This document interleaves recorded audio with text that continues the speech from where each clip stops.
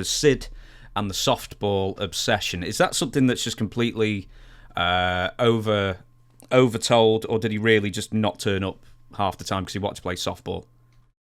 No, that's true. He wanted to play softball. He was, I guess he was kind of hung up on that. That was just something he wanted to do.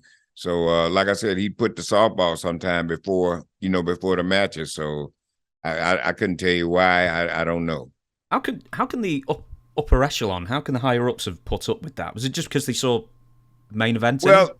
Well, these guys were drawing money at the time. Skyscrapers was a great tag team, man, and they were working with guys like Road Warriors and top guys, and so they were drawing money. They were a draw, so they needed them for that. So I don't think they really was happy with Sid when he left and had him, because one time, Undertaker had to step in and be Danny's partner because Sid didn't show up. So they weren't too happy about that. But like I said, they never.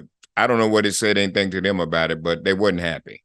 You will probably know this answer, and I don't know the answer. Is why did the Undertaker, Mean Mark at the time, why did he leave WCW?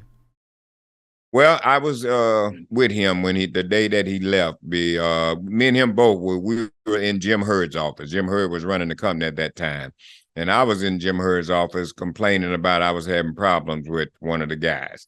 Okay, so Taker was in there too. So at that time, Ole was booking. He was running the company. Well, Ole Anderson told Undertaker that he would never draw a dime, that he had red hair and he just didn't look the part or something like that.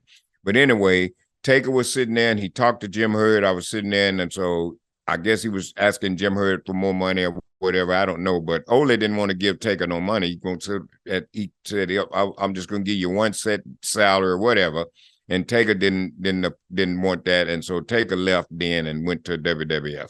Was it just one of those things where he left that night, or was there a contract to roll out? Or I think I don't know about the contract part or not, but I know after me and him was in Jim Herd's office, after that night, I think Taker, he didn't go right away, but he ended up going to Vince.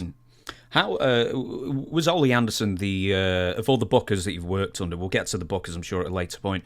But was Ole Anderson the one who was most interested in cutting and slashing everybody's salaries, even if they had a valid contract?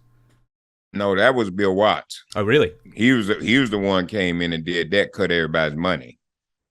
Ole was just a guy that was just mean and evil. You know what I mean? Sometimes he'd be all right. Then I think Ole did a lot of things for his own satisfaction.